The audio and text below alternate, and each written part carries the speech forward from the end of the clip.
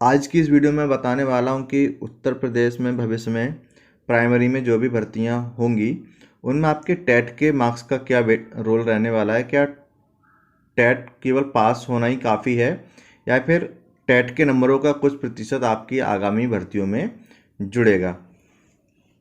दिसंबर 2019 में उत्तर प्रदेश सरकार ने एक नए राज्य शिक्षा सेवा आयोग के गठन की मंजूरी दे दी है।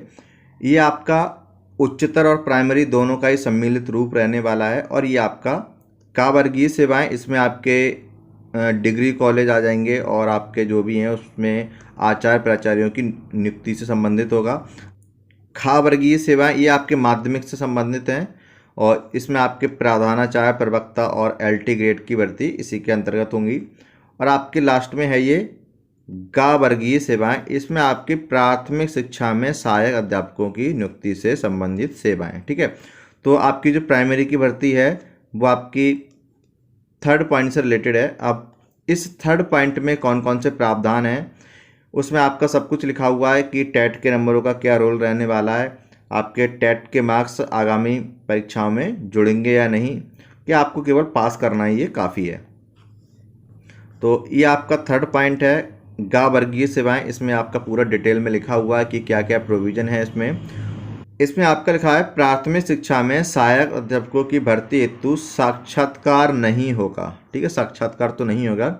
इस परीक्षा में अभ्यर्थी के भाषा ज्ञान, शिक्षक अभिरुचि, सामान्य अध्ययन पर आधारित लिखित परीक्षा एवं केंद्र सरकार अथवा राज्य सरकार द्वारा अर्हता निर्धारित टीईटी अथवा सीटीईटी के अंकों के 1/4 अंक तथा अभ्यर्थी के मेरिट का भी अंक निर्धारित कर चयन किया जाएगा। मतलब आपके टेट का 1/4 और आपकी जो भी एकेडमिक है उसका भी जुड़ेगा। अब इसमें देखो टेट का तो उन्होंने क्लियर कर दिया है कि 1/4 मतलब कि 25% आपका आगामी भर्तियों में जुड़ेगा। मेरिट का कुछ भी क्लियर नहीं है। अब तक मेरिट का 40% जुड़ रहा था और आपका 60% लिखित परीक्षा का जुड़ रहा था। अब इसमें आपका 25% तो इसका जुड़ जाएगा।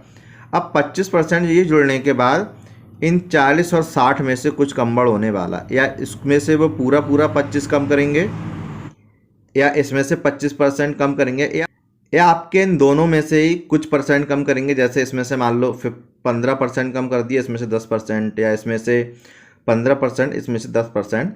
इसके बारे में इसमें कुछ क्लियर मेंशन नहीं है, लेकिन इन दोनों का वेटेज थोड़ा कम रहने वाला है क्योंकि आपका 25% जो है टेट के अंक का जुड़ेगा। अब इसमें आपका वो चाहे आप सी टेट पास हो चाहे यूपी टेट पास हो, दोनों ही आपका है।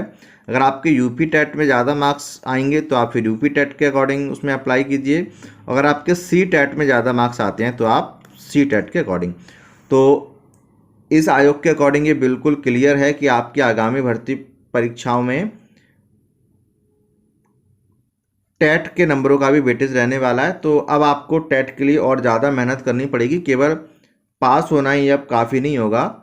आगामी भर्तियों में सिलेक्शन पाने के लिए आपको और ज़्यादा मेहनत करके टेट में ज़्यादा से ज़्यादा नंबर लेके आना है, जिससे आपका गुणांक ज़्यादा से ज़्यादा हो और आप भर्ती में अपनी जगह सुनिश्चित कर पाएँ।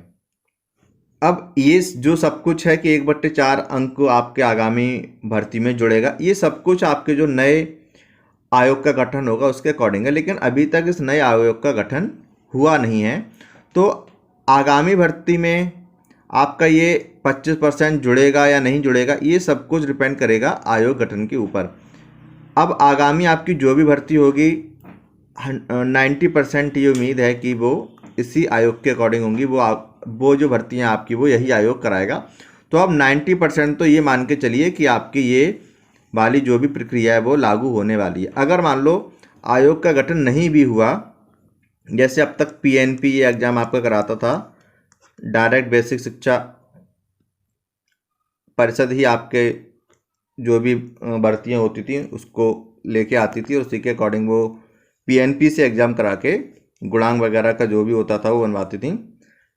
अगर ऐसा नहीं होता है, आपका आयोग का गठन नहीं होता है, तब भी पूरे 90% चांस हैं कि आपकी ये वाला फॉर्मूला लागू हो जाए।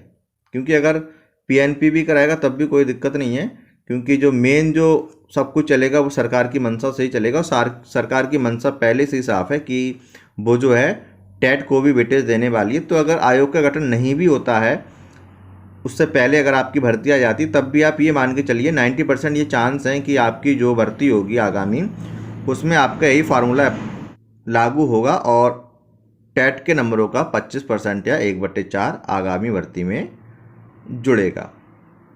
तो आई होप आपको जो भी कन्फ्यूजन होगी कि कुछ वेटेज रहने वाला है टेट का या नहीं, वो अब क्लियर हो गई होगी।